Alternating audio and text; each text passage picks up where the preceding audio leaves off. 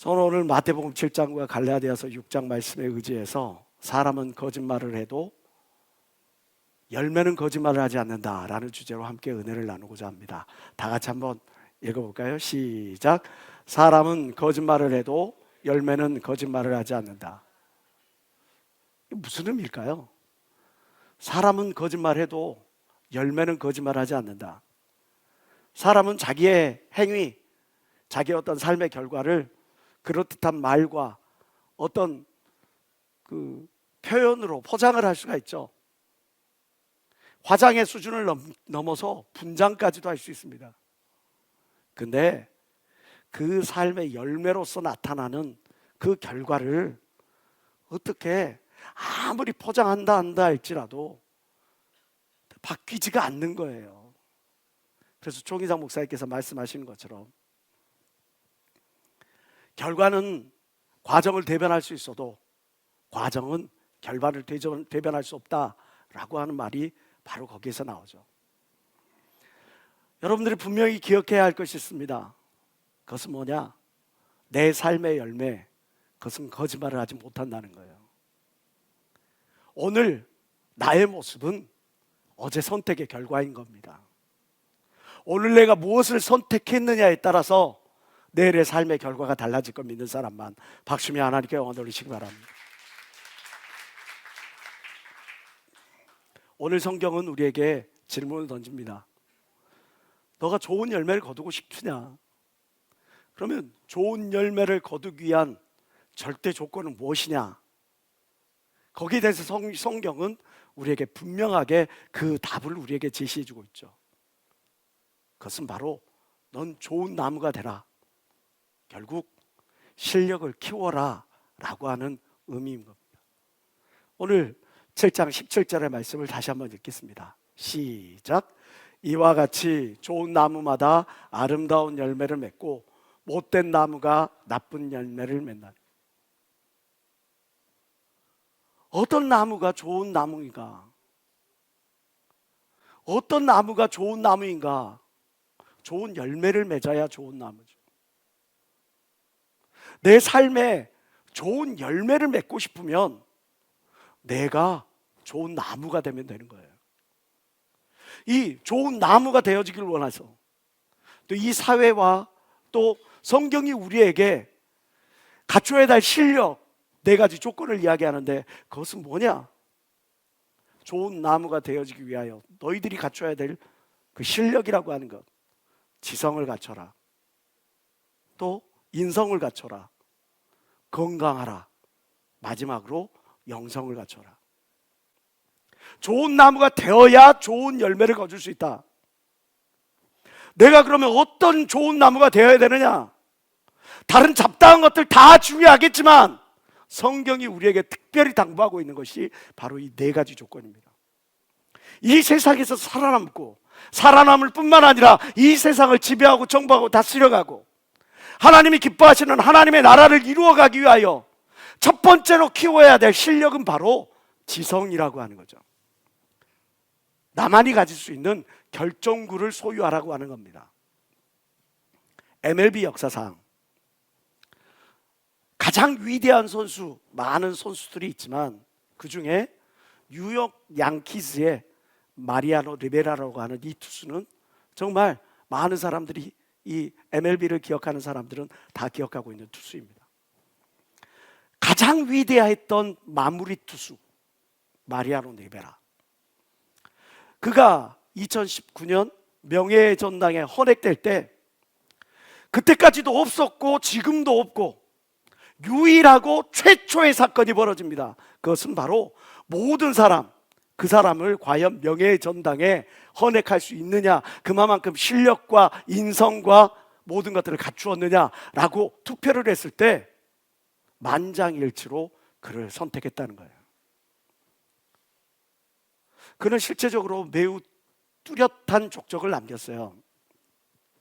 월드 시리즈에 올라가서도 MVP에 오르고요, 올스타전에서 무려 13번이나 선정되기도 하고요, 또 올스타전에서도 MVP를, 그리고 자기의 팀을 월드 시리즈로 데려오고 가서 데리고 갈 뿐만 아니라 5번이나 우승의 반지를 끼게 만들었던 그런 전설적인 선수가 바로 이 마리아노 리베라라는 선수예요.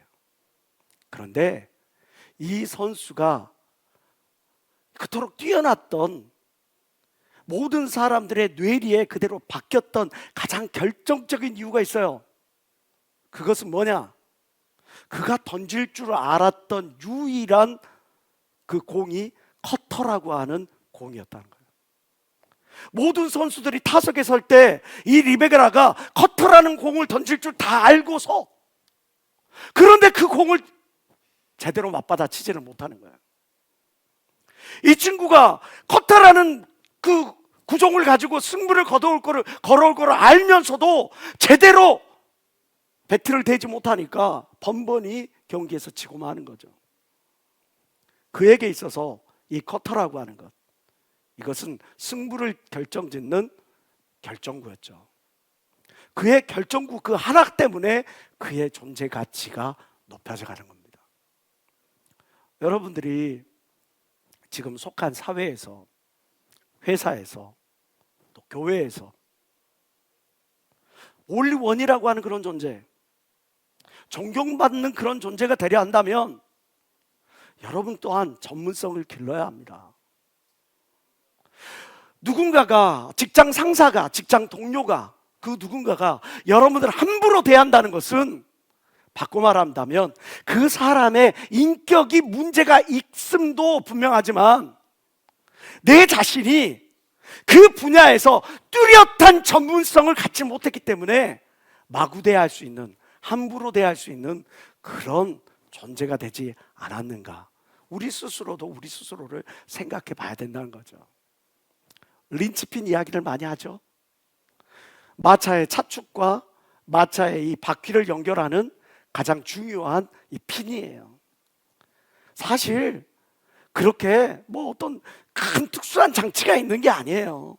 차축과 마차 바퀴를 연결하는 그냥 핀이야, 핀.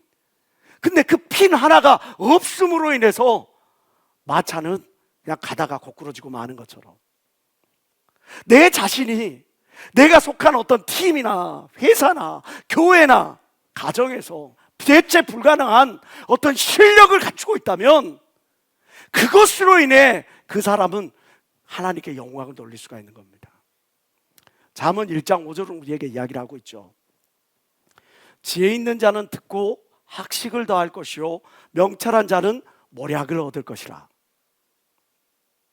여기서 학식을 더할 것이요, 베 요세프 레카흐라고 하는 히브리어는 결정적으로 미완료형으로 진행되고 있습니다.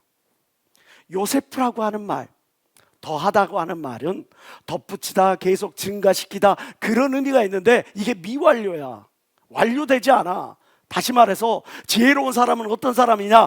계속 듣고 계속 배워서 계속 학식을 계속 쌓아 증가시킨다는 거예요. 누적되는 거죠, 배움이.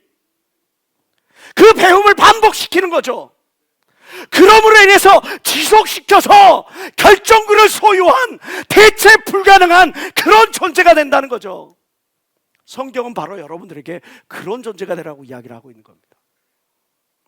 다니엘서 1장 17절을 보면 이런 말씀이 있어요.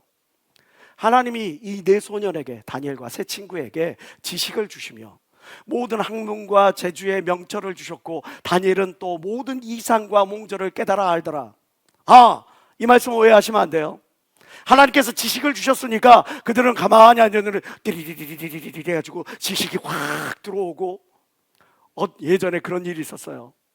어떤 사람이 귀신이 들렸는데 귀신을 추방하려고 부르는데 쫓으려고 보니까 그 사람이 막 영어를 해. 막 영어로 샬라 이래갖고 너 누구야? 그랬더니 그 귀신이 영어로 자기가 말을 해. 내가 누구라고.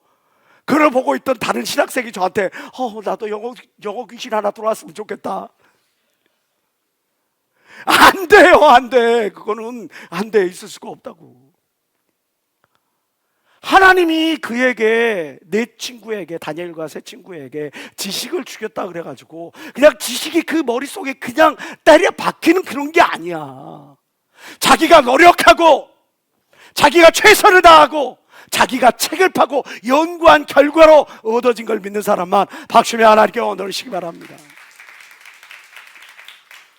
그 결과로 다니엘은 그 모든 이상과 몽조를 깨달아 알 수 있었던 거죠. 그래서 이 다니엘이 나라가 3번이 바뀌고 임금이 수없이 많이 바뀌었음에도 불구하고 하나님께 쓰임받는 그런 그 나라의 국무총리의 역할을 감당할 수가 있는 거죠. 사도행전 7장에는 또 이렇게 말씀하고 있습니다.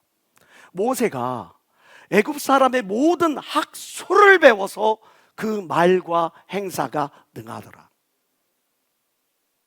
모세가 쓰임받을 수 있었던 그 이유, 가만히 앉아서 자기는 바로 공주의 아들이라는 신분 때문에 그게 아니라 애굽 사람의 모든 학술을 배워 그 말과 행사가 능하니까 쓰임을 받을 수가 있었던 거죠.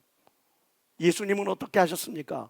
누가복음 2장 52절에 예수는 지혜와 키가 지혜가 그냥 자라가는 게 아니라 배우고 익히기를 꾸준히 했던 것이에요. 반복했던 것이에요. 지식을 더하였던 거예요. 그랬더니 하나님과 사람에게 더욱 사랑스러워 가시더라.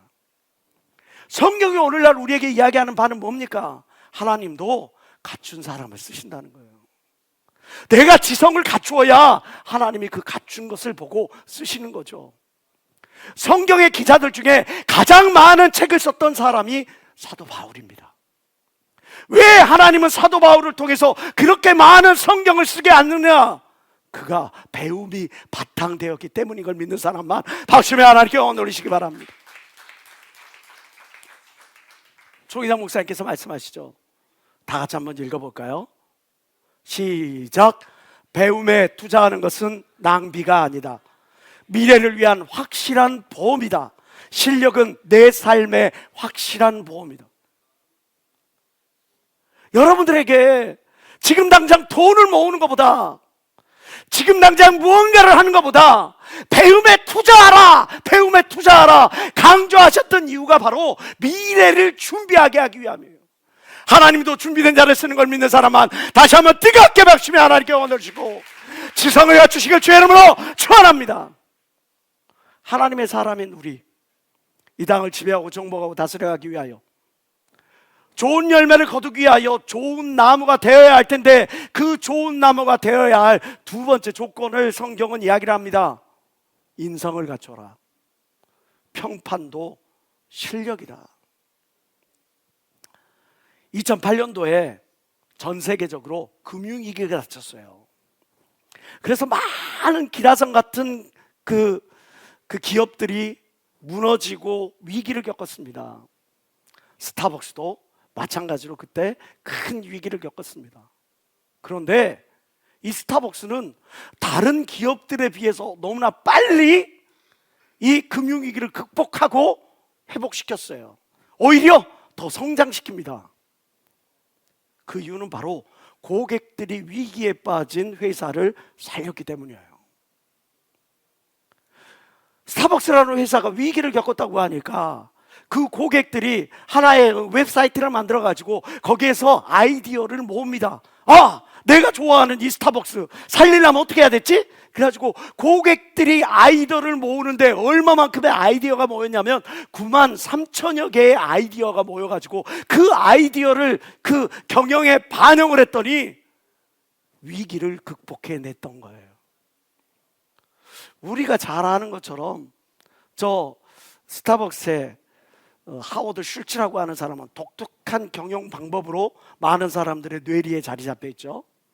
그 어떤 경영 방침을 택했느냐? 그는 제품을 개발하는 데 들어가는 제품 개발비보다 직원 복지에 더 많은 관심과 지원을 아끼지 않았어요. 제품을 개발하는 것보다 내 함께하는 이 직원이 고객이 되고 팬이 되게 할 수 있다면, 그러면 그것이 고스란히 누구에게? 고객들에게 서비스로 돌아갈 것이다 라고 하는 분명한 확신을 가지고 있었어요. 그래서 그는 그 직원들에게 그 보험 서비스, 의료보험 서비스 및 퇴직 서비스, 모든 서비스, 교육 서비스 이런 것들을 아끼지가 않았어요. 그러니까 직원들이 고객들을 대할 때 최선을 다하여 대해주게 되는 겁니다. 그래서 그 고객들이 스타벅스를 그런 어떤 기업 집단이라고 생각하는 게 아니라 나와 함께하는 어떤 가족이라는 개념으로 받아들이는 거죠. 결국 이런 고객 만족도와 평판이 위기 상황에서 이 스타벅스를 살릴 수 있는 결정적인 계기가 될 수 있었던 거죠. 아무리 제품이 좋아도, 아무리 제품을 잘 만들었어도, 아무리 제품의 성능이 좋아도 고객들이 그거에 대한 거부감을 갖고 있다면, 여러분들 잘 알잖아요. 남모 우유회사, 황모 씨가 그 창업주의 손녀가 마약하고 다니고 엉뚱한 짓 하고 버리고 다니고 갑질하고 다니고 그러다 보니까 불매운동 벌어져가지고 그 회사의 주가가 완전히 반토막 아니 3분의 1 토막 그 바닥으로 처박힌 거 우리 잘 알고 있잖아요. 회사만 그래요? 제품만 그렇습니까? 아니죠. 아무리 사람이 지성이 있어, 학식을 갖추었어, 근데 인성이 길러먹었어. 싸가지가 없어 하면 속된 말로.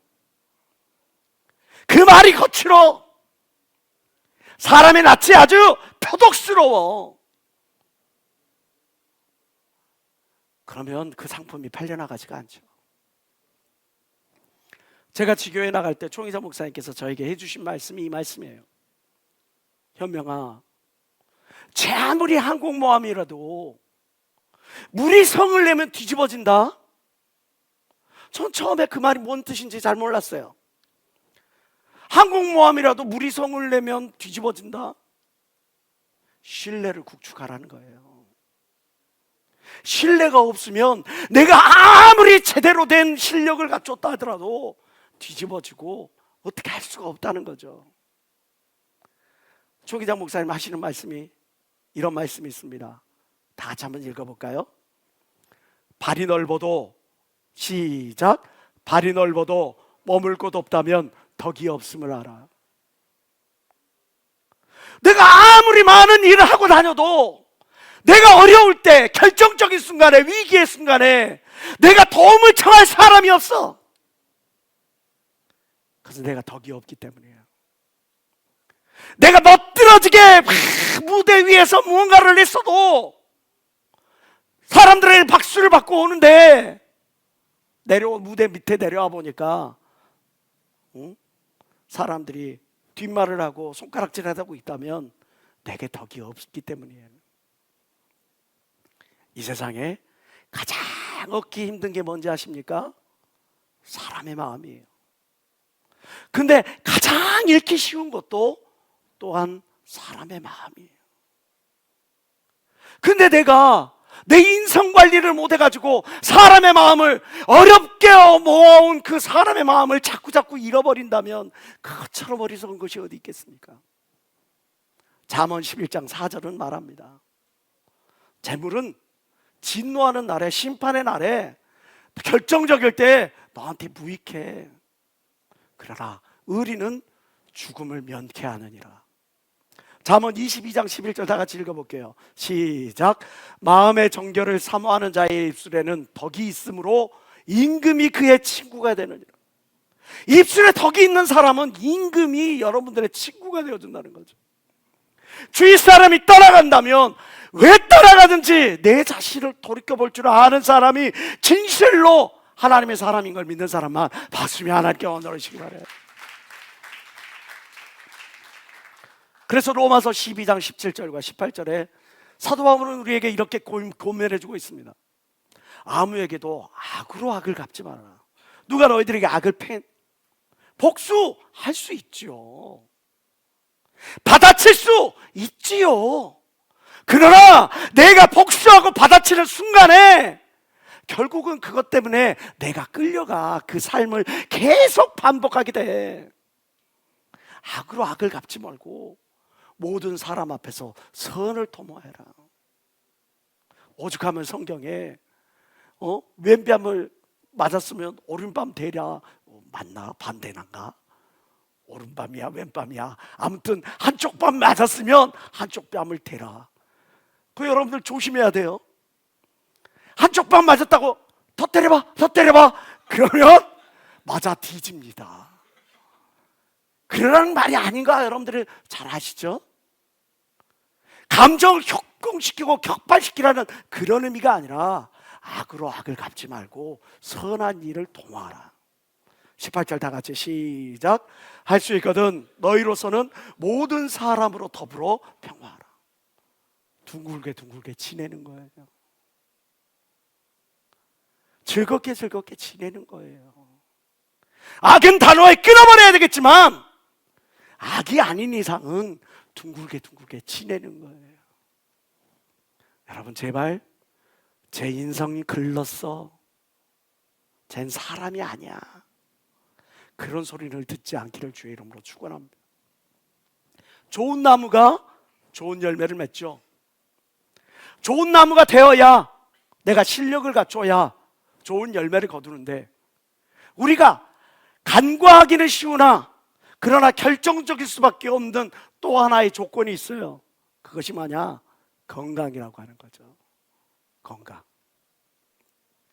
마스다에서 2020년에 MX-30이라고 하는 차를 선보였습니다. 여기 보이는 것처럼 디자인도 지금의 보다 그렇게 크게 떨어지지도 아니하고 세련됐죠. 거기다가 친환경 소재를 사용해 가지고 그 전문가들의 리뷰가 굉장히 좋았습니다. 근데 시장에서는 외면을 받았어요.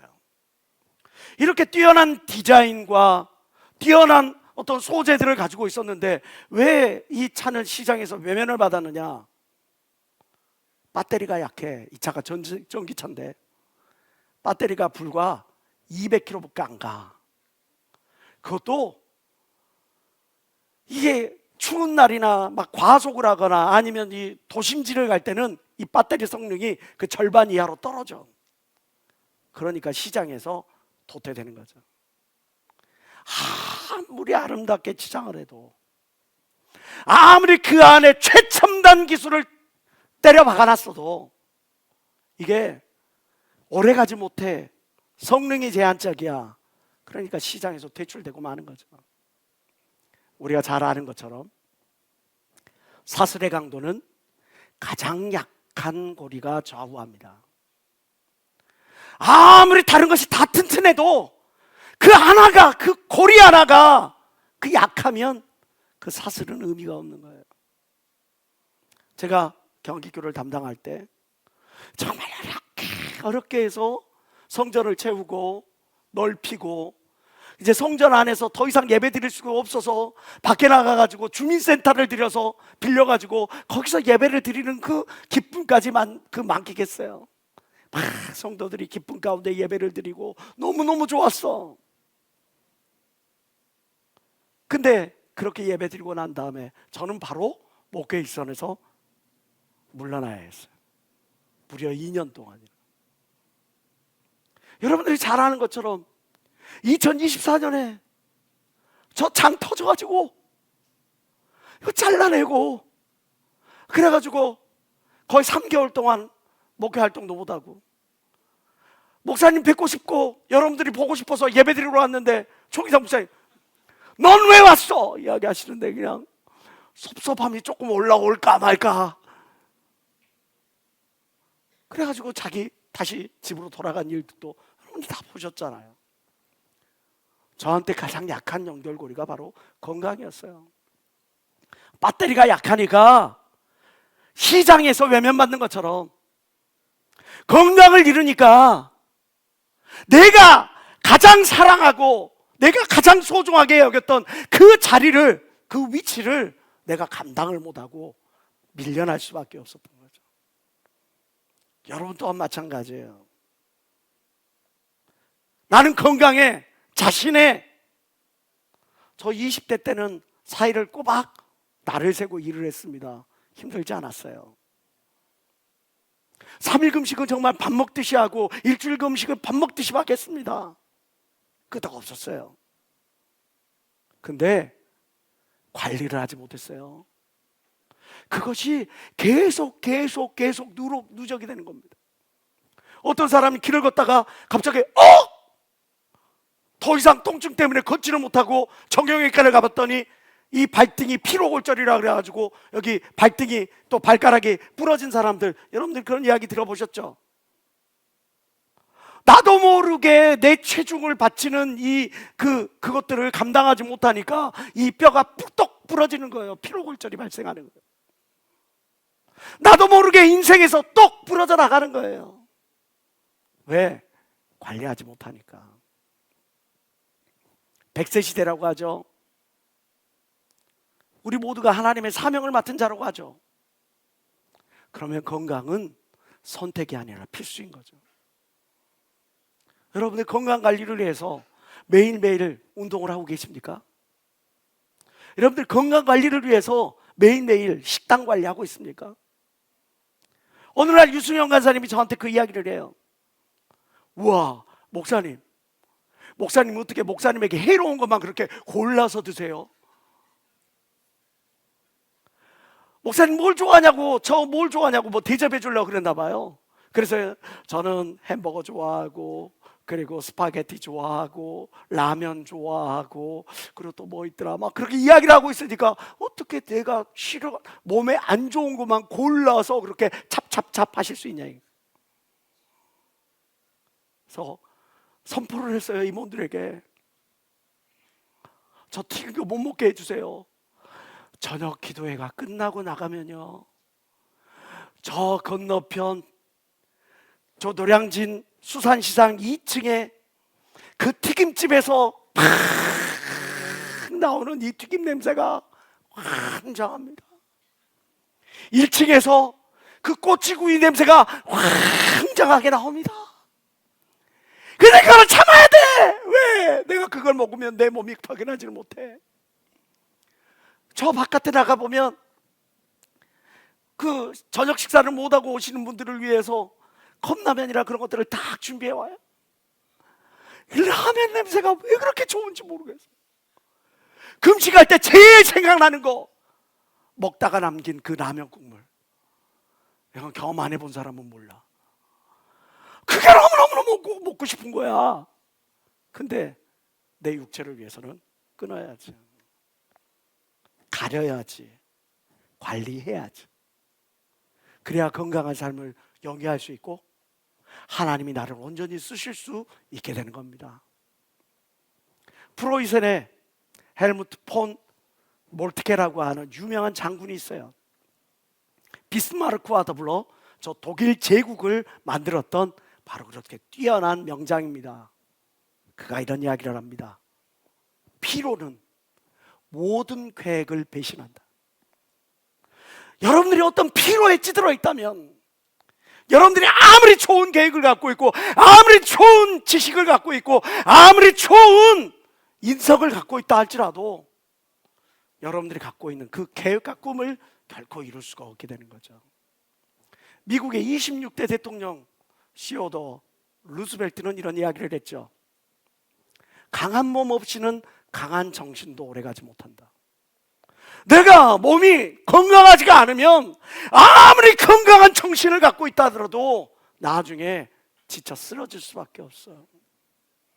여러분들이 정말 하나님께 쓰임받기를 원한다면, 그러면 지금부터 여러분들을 먹는 거, 운동하는 거 특별히 신경 쓰고 관리하시길 주의 이름으로 축원합니다. 그건 남 이야기가 아니에요. 여러분들에게 해당되는 말이에요. 고린도전서 6장 19절부터 20절 말씀 우리가 다 같이 읽어보겠습니다. 시작.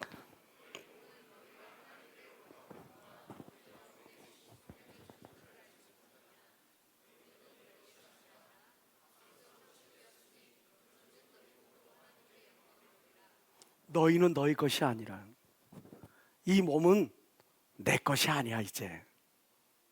그러니까 여기에다가 담배 연기 집어넣지 마시라고, 술 집어넣지 마시라고, 인스턴트 적당히 가려서 아예 안 먹을 수는 없으니까 마구 함부로 집어넣지 마시라고.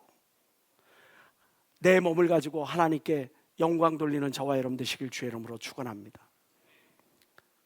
마지막으로 결정적인 거, 좋은 나무가 되어야 좋은 열매를 맺게 되는데, 그러면 우리에게 결정적으로 필요한 그것은 영성이라고 하는 거죠. 근데 이 영성이라는 거요, 이거는요, 무엇을 영성이라고 말할까? 저처럼 목사가 되면 영성이 높아지고, 팀장이 되면 영성이 높아지고, 회장단이 되면 영성이 높아지고, 그렇지 않죠. 신앙생활 오래 했으면 영성이 높아지고, 이제 막 신앙생활 했으면 영성이 없고, 그렇지 않죠. 성경에서 말하는 건강한 영성이라고 하는 것은 하나님의 뜻대로 행하는 것을 건강한 영성이라고 이야기합니다. 마태복음 7장 21절, 오늘 본문 말씀에 이렇게 이야기를 하죠. 나더러 주여 주여 하는 자마다 천국에 들어가는 거 아니오, 다만 하늘에 계신 내 아버지의 뜻대로 행하는 자라야 들어가리라. 로마서 12장 2절에도 이야기를 하고 있습니다. 너희는 이 세대를 본받지 말라. 오직 마음을 새롭게 함으로 변화를 받아 하나님의 선하시고 기뻐하시고 온전하신 뜻이 무엇인지 분별하도록 하라. 결국 내가 건강한 영성을 갖기를 원한다면 하나님의 뜻이 무엇인지를 분별할 줄 알아야죠. 그래서 그 뜻, 하나님의 뜻, 그 절대 조건을 따라가야죠. 내가 건강한 영성을 소유하기 위해서 우리가 구원과 영생을 위한 절대 조건이 있어요. 그건 뭡니까? 믿음이죠. 믿음이 있어야 내가 구원을 받죠. 요한복음 6장 40절은 이야기를 합니다. 내 아버지의 뜻은 아들을 보고 믿는 자마다 영생을 얻는 것이니 마지막 날에 내가 이를 다시 살리리라. 예수 그리스도를 믿음으로 말미암아 우리가 영생을 얻어서 하나님의 심판대 앞에 나아가 담대함을 얻는 걸 믿는 사람만 박수며 하나님께 누리시기 바랍니다. 히브리서 10장 38절은 이야기를 합니다. 오직 나의 의인은 믿음으로 말미암아 살리라. 뒤로 물러나면 내 마음이 저를 기뻐하지 아니하리라. 의인은 믿음으로 말미암아 사는 거예요. 그런데 디모데전서 1장 19절에 사도 바울이 디모데에게, 그의 영적 아들 디모데에게 이렇게 경고를 합니다. 너 믿음과 착한 양심을 가져. 근데 어떤 이들은 이 양심을 버려버리고 믿음의 전은 파산해버렸다. 세상으로 다시 돌아가 버리고 말았다. 믿음에 파산해버린 사람이, 믿음을 꼭 지키지 못한 사람이 어떻게 구원과 영생의 강을 넘어갈 수가 있겠어요? 그래서 구원과 영생을 위하여 우리가 절대적으로 소유할 그 첫 번째 조건이 바로 믿음이죠. 믿음을 갖는 것이 하나님의 뜻이죠. 또 하나님의 뜻이 이것이니 그것은 뭐냐? 평안을 위하여 너희들이 갖춰야 될 절대 조건이 있다. 그것은 뭐냐? 구별된 삶을 살아가라는 거죠. 데살로니가전서 4장 3절은 우리에게 이야기합니다. 하나님의 뜻은 이것이니 너희의 거룩함이라 음란을 버려라. 청년의 때에 정욕을 버려라. 베드로전서 4장 1절 2절은 이야기를 합니다. 그리스도께서 이미 육체의 고난을 받으셨으니 너희도 같은 마음으로 갑옷을 삼아라. 육체의 고난을 받은 자가 죄를 그쳤으니 너희가 예수를 따르기로 했으면 죄를 끊어야지. 그 후로는 다시 사람의 정욕을 쫓지 말고, 네가 하고 싶은 대로 하지 말고, 네 감정대로 따라가지 말고 하나님의 말씀에 의지해서 의지대로 살아가라. 의지적으로 살아가라. 오직 하나님의 뜻을 쫓아 육체의 남은 때를 살게 하려 함이 그가 하나님의 뜻인 거예요. 하나님의 뜻은 여러분들이 어둠과 더불어서 살아가고 죄악과 더불어서 살아가는 것이 아니라 구별되어 하나님의 뜻을 이루는 것, 거룩한 삶을 살아가는 거죠. 에베소서 4장 27절 다 같이 시작. 마귀로 틈을 타지 못하게 하라. 마귀는 참수하는 자라 그랬어요. 마귀는 험담하는 자라는 뜻입니다. 비판하는 자라는 뜻입니다. 하나님 앞에 여러분들이 가서 쟤 이랬어요, 고자질하는 자라는 거예요. 고자질거리를 만들지 말라는 거예요. 비판거리를 만들지 말라는 거예요. 구별된 삶을 살아가실 주의 이름으로 축원합니다. 하나님의 뜻은 무엇이냐? 건강한 영성을 위해 그것은 승리의 절대 조건을 갖춰라. 그것은 뭡니까? 성령의 충만함을 받으라. 성령으로 충만하라는 거죠. 갈라디아서 5장 25절은 이야기를 하죠. 만일 우리가 성령으로 살면 또한 성령으로 행할지니. 이 말이 무슨 의미입니까? 너희가 성령으로 말미암아 거듭났으면 성령을 따라 살라는 거죠. 성령 충만하다랄 때 충만이라고 하는 헬라어의 뜻은 지배를 받다라는 뜻이에요. 너희는 오직 성령으로 충만하라는 말은 성령으로 지배를 받아서 죄악과 어둠, 하나님의 뜻이 아닌 그런 인간의 길이 아닌 하나님의 뜻을 따라 살아가라는 거죠.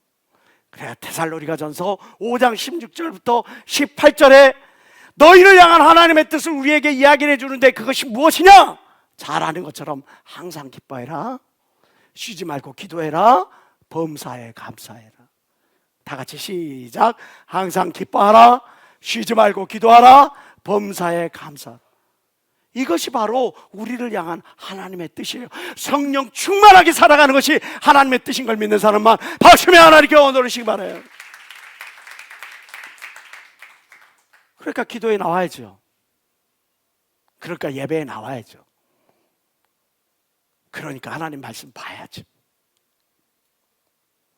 우리가 건강한 영성을 소유하기 위하여 하나님의 뜻대로 살아가는 마지막 조건이 있어요. 그는 상급의 절대 조건이에요. 아무에게나 상급을 주시는 게 아니에요. 어떤 사람에게 상급을 주십니까?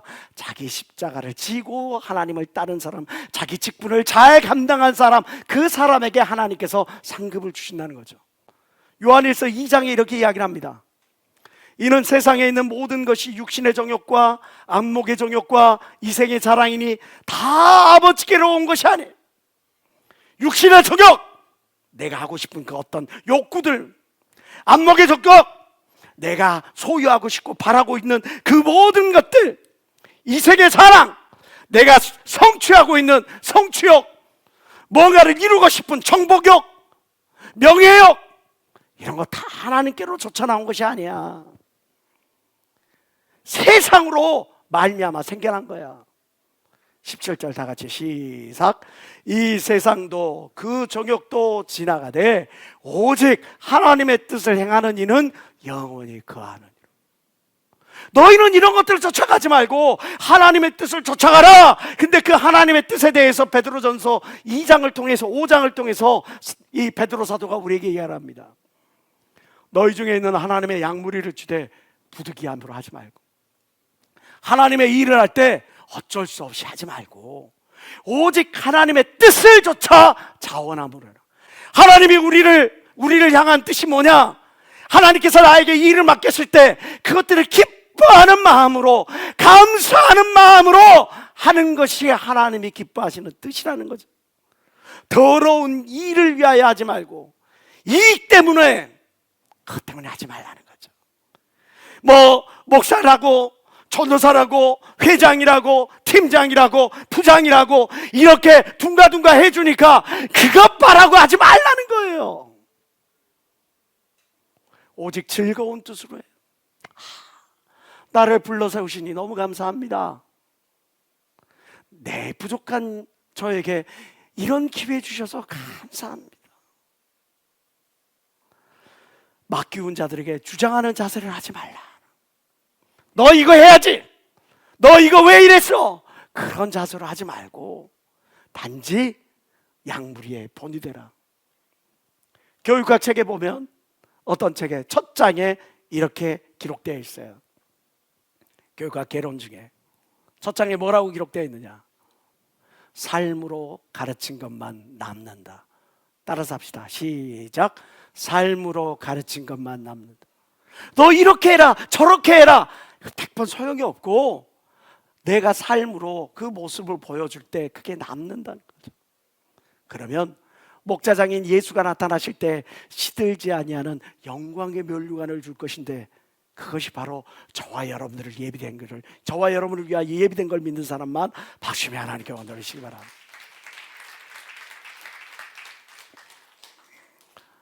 마가복음의 저자 마가, 주님의 나라를 위해서 많은 일을 했죠. 이 마가라는 인물을 한마디로 표현하면 이렇게 표현할 수 있을 것 같아요. 그것은 믿음의 진보를 나타낸 하나님의 사람이었다. 왜 그가 믿음의 진보를 나타냈던 하나님의 사람으로 평가될까? 그것은 그의 시작이 그렇게 아름답지 못했기 때문입니다. 사도행전 15장에 보면 사도 바울이 제2차 선교 여행을 떠나는 장면이 나오는데, 우리가 잘 아는 것처럼 사도 바울과 바나바가 대판 싸워요. 싸움의 동기를 제공했던 인물이 바로 이 마가였습니다. 여러분들이 혹시 아실지 모르겠지만 이 마가의 다락방에 이 마가가 바로 이 성경의 마가고 지금 나오는 인물 마가예요. 그의 어머니 마리아는 이 마가의 다락방을 제공해 줄 수 있을 만큼의 어떤 부요함을 갖춘 그런 사람이었어요. 믿음의 가정에서 자랐죠. 거기에서 성령의 역사도 체험을 했습니다. 이 마가의 다락방에서 초대교회가 시작되었어요. 그런데 믿음과 현실이 너무나 달라. 사도 바울이 선교 여행을 떠난다 그러니까 그도 따라가는 거죠. 막 가면 많은 사람들이 예수를 믿을 것 같고, 예루살렘 교회 공동체처럼 막 거기에서 막 서로를 위해주고 기도해주고 먹을 것도 나눠주고 없는 것 막 던져주고 막 그랬을 것 같았어. 근데 막상 갈라디아 지방에 복음을 전하러 딱 갔더니 사도 바울이 매를 맞기 시작하는 거예요. 쫓겨다니기 시작하는 거예요. 무시당하고 멸시당하는 거예요. 복음을 전할 때 그 복음을 전하는 것이 허용되지가 않는 거예요. 죽음의 위협을 경험하는 거예요. 아, 내가 복음을 전하러 가면 여기에서 막 마가의 다락방에 있었던 놀라운 성령의 역사가 일어나는 것처럼 여기도 성령의 역사가 일어날 것처럼 그렇게 갔는데 현실이 너무나 달라. 그 누구도 복음을 듣고 변화되려고 하지도 않아. 오히려 핍박하고 돌 던지고 몽둥이 찜질만 해. 중간에 포기하고 도망쳐 나와 그랬죠. 그것 때문에 사도 바울과 바나바가 대립했던 거죠. 마가는 그 모습 그대로 정체되었을까요? 그렇지 않죠. 디모데후서 4장에 보면 이 마가라는 인물이 얼마만큼 더 깊어지고 단단해지고 그리고 성숙해 되었는지를 우리는 잘 알게 됩니다. 사도 바울이 그의 죽음을 앞두고 마지막 쓴 책이 바로 디모데후서거든요. 순교를 당하기 바로 전에 자기의 모든 필요한 것들을 이제 그의 영적 아들 디모데에게 제공할 것을 요구하면서 쓰는 그 말미의 마가에 대해서 이렇게 이야기를 합니다. 다른 사람은 다 떠나고 누가만 지금 내 옆에 남아있는데, 내가 올 때 디모데야 너가 올 때 너 혼자 오지 말고 마가를 꼭 데리고 와라. 왜? 저가 나의 일에 유익하기 때문이다. 처음에 그는 삐리리였어요. 이상과 현실 이것들을 어떻게 하지 못해가지고 중간에 포기했던 나약한 믿음을 소유하고 있었어요. 그런데 그가 시간이 지나고 하나님의 말씀 가운데로 변화되어서 깊어지고 단단해진 거죠. 여러분, 믿음이라고 하는 게 시간이 지나면 지날수록 거기에서 믿음의 향기가 나와야죠. 감사의 향기가 나와야죠. 이게 진짜 아니에요. 믿음 생활을 계속해 나가는데 계속 이야기하는 게 내 마음속에서 불평하는 마음, 원망하는 마음, 시기하는 마음, 질투하는 마음, 그런 마음이 나와서 그게 제대로 된 영혼이라 할 수가 있겠습니까? 청년부에 있으면서 여러분들이 내가 청년부에 있음으로 인해서 내가 이런 것들을 깨닫게 되고 이런 것들을 얻게 되고 이렇게 성숙하게 되고 이렇게 성장하게 되었다, 이렇게 고백을 해야 이 사람이 참인 거지. 청년부에는 이게 없고, 청년부에는 뭐가 없고, 청년부는 이게 문제고, 이게 하나님의 사람이라 할 수가 있겠습니까?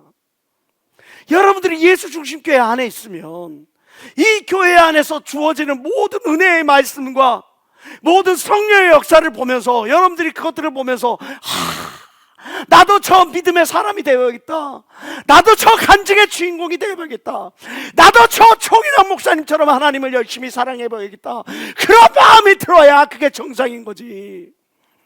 왜 내 삶에는 이게 없어지고 내 육체는 이렇게 되고 내 가정은 저렇게 되고 내 사업은 저렇게 되고, 그런 고백을 해서야 그게 참 하나님의 사람이라고 할 수가 있겠습니까? 하늘에 별똥별이 있고 반짝이는 별이 있죠. 잠시 잠깐 반짝이다가 훅 하고 사라져버리는 그런 별똥별이 되겠습니까? 아니면 오래도록 비춰서 저 하늘에서 노래하는 저 아름다운 별이 되겠습니까? 믿음이라고 하는 게 반짝하고 끝나버리는 그런 믿음 되면 안 되죠. 신앙이라고 하는 게 반짝 쓰임받다가 끝나면 그게 아니죠. 여기에는 좀 어쩔 수 없으니까 쓰임 받는 것 같은데, 하나님은 저 마음이 내가 마음에 차지가 않는다. 내가 저를 세운 것이 정말 내 마음이 속상하다. 그렇게 사울을 대하셨던 그 마음을 가지고 여러분들을 대하신다면 그거 잘못된 거 아니에요. 주어진 재능, 가능성에만 머물러 있지 마세요. 원석의 여러분은 그것을 다듬어야 보석으로 거듭나는 거죠. 마가라고 하는 그 원석이 하나님의 은혜의 말씀을 듣고 과거의 실패에서 벗어나 한 걸음씩 한 걸음씩 무릎으로 나아갔더니 결과적으로 이 사도 바울의 유익한 존재가 되었던 것처럼, 원석 상태에서, 가능성 상태에서 머물러 있지 말고 믿음의 진보를 나타낼 줄 아는 저와 여러분 되시길 주의 이름으로 축원합니다. 아이들하고 이야기를 하는데 아이들에게 제가 그런 이야기를 해줬어요. 왜 공부를 해야 합니까? 왜 노력을 해야 합니까? 제가 아이들에게 그런 이야기를 했죠. 예수님이 5,000명을 또 6,000명을 먹이신 그런 놀라운 사건을 성경에 기록하고 있단다. 바로 오병이어의 사건이죠. 근데 오병이어의 사건이 무엇으로 시작됐습니까? 많은 사람들이 굶주리고 있으니까 이거 어떻게 해야 되냐고 제자들이 찾아오는데, 그때 한 아이가 자기가 먹을 그 도시락을 예수님께 갖다 드리면서 이거라도 소용이 있겠습니까? 이거라도 소용이 있겠습니까? 하고 내어드렸던 물고기 2마리와 빵 5개가 그 모든 사람들을 변화시켰죠. 그 소년에게 그 오병이어가 없었으면 그들 모두를 먹여 살릴 수 있는 기적의 역사가 나타날 수가 있었겠어요? 예수님이 예루살렘 성에 입성할 때에 이제 타고 다닐 그 무언가가 없어. 그래서 그 예루살렘 성에 사는 어떤 사람에게 찾아가서 주가 쓰시겠다 하라. 그렇게 하고 나귀를 갖고 와라. 제자는 얼마나 황당해요? 아니 그 나귀 주인하고 먼저 이야기가 된 것도 아니고 나귀 값을 지불한 것도 아닌데 주가 쓰시겠다 하라. 그러면 그걸 줄이래. 그 말을 듣고 갔어. 주가 쓰시겠다 하라 했더니 그 나귀 주인이 그것을 주는 거예요. 그리고 그 나귀를 타고 예수님께서 예루살렘 성에 입성을 하는데, 그게 구약 성경에 예언된 그 약속의 말씀이 그대로 이루어진 거죠. 예수님이 그의 제자들과 마지막 성만찬을 펼칩니다. 바로 마가의 다락방에서. 예수님이 죽으시고 난 다음에 그의 제자들 120명의 제자들이 모여서 부르짖어 기도한 곳이 바로 마가의 다락방입니다. 마가의 어머니 마리아가 이 다락방을 소유할 수 있는 그 집이 없었다면, 그러면 예수님의 성만찬과 그리고 제자들이 모여서 기도할 수 있는 그 성령의 역사가 그 자리에서 나타날 수가 있겠는지. 여러분들 이 사건들을 보면서 무엇을 깨닫습니까? 저는 아이들에게 그런 이야기를 했습니다. 공부해야 될 이유, 너가 노력해야 될 이유, 하나님께 내어드릴 것이 있어야 되기 때문에. 주님이 주께서 쓰시겠다 하라 했을 때 내어드릴 수 있는 것이 있어야지. 내가 지성을 준비했어야 하나님께 쓰임받지. 내가 나귀가 있어야 하나님이 그걸 타고 입성하시지. 내가 부요함이 있어야 그 다락방에서 예수와 예수의 제자들이 성만찬을 하고, 그리고 많은 문도들이, 120명의 문도들이 거기서 기도하고 성령의 역사가 나타나지. 주께서 쓰시겠다 말씀하실 때 내어드릴 수 있는 것이 여러분들에게 있습니까? 그것이 문제인 거죠. 하나님께서 여러분들에게 너의 지성을 쓰기를 원한다. 지성을 준비해야 한대. 건강을 준비해야 되는데, 인성을 준비해야 되는데, 건강한 영성을 준비해야 되는데, 그것들을 준비하지 못했으면 하나님의 쓰시고자 해도 여러분들을 쓸 수가 없는 거죠. 실력을 갖추어야 하나님이 여러분들을 쓰실 수가 있는 거 아니겠습니까? 아무리 내가 좋은 열매를 맺고자 한들 내가 좋은 나무가 되지 않았는데 어떻게 좋은 열매를 낼 수가 있냐고요. 그걸로 하나님께 영광을 돌릴 수가 있겠냐고요. 디모데전서 4장 15절부터 16절은 이야기합니다. 이 모든 일에 너는 전심전력하여 너의 진보를 모든 사람에게 나타나게 하라. 내가 내 자신과 가르침을 삼가 이 일을 계속하라. 이것을 행함으로 너 자신도 구원하고 내게 듣는 자를 구원하리라. 여러분들이 토요 예배, 수요 예배, 주일 예배를 통해서 계속 들은 그 말씀을 내게 적용해야 그것이 내 것이 되고, 나뿐만 아니라 내 주변 사람들까지 그가 선 땅을 기름지게 만들어줄 수 있는 거죠. 시편 126편 5절부터 6절은 우리에게 이렇게 이야기해주고 있습니다. 다 같이 읽읍시다. 시작. 눈물을 흘리며 씨를 뿌리는 자는 기쁨으로 거두리로다. 울며 씨를 뿌리러 나가는 자는 정령 기쁨으로 그 단을 가지고 돌아오리로다. 우리는 울더라도 뿌려 심어야 돼요.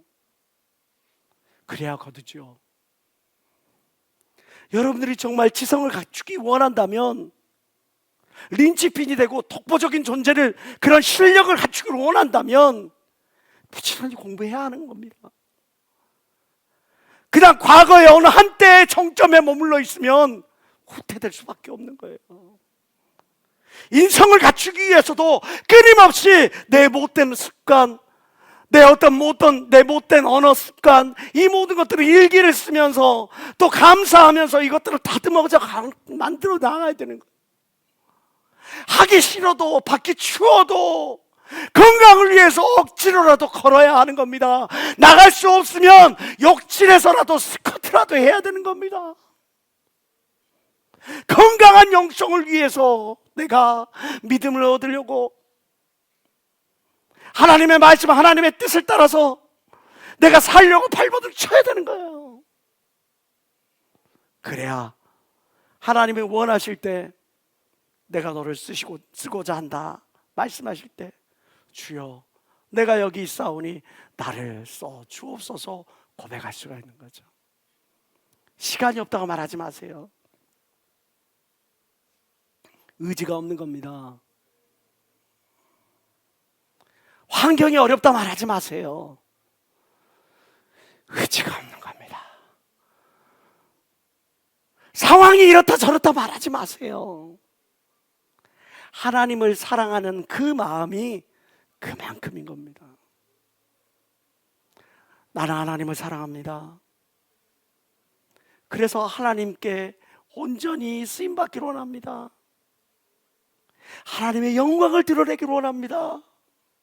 정말 여러분들이 그러한 마음을 갖고 있다면, 그러면 배우고 익히는데 주저하면 안 되겠죠. 오늘 마태복음 13장을 통해서, 7장을 통해서 우리에게 이야기를 합니다. 좋은 나무가 좋은 열매를 맺는다. 내가 정말 좋은 나무가 되어지기 위하여 얼마만큼의 실력을 갖추고 있느냐? 지성의 부분에서는 얼마만큼 될까?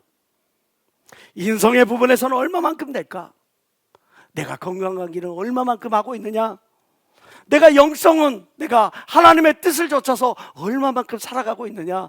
우리 각자 스스로 내 자신에게 한번 점수를 한번 매겨보고, 그 점수를 그냥 오늘 그 점수로 끝내버리는 게 아니라 더 나은 점수를 살아가기 위하여 몸부림쳐야겠죠.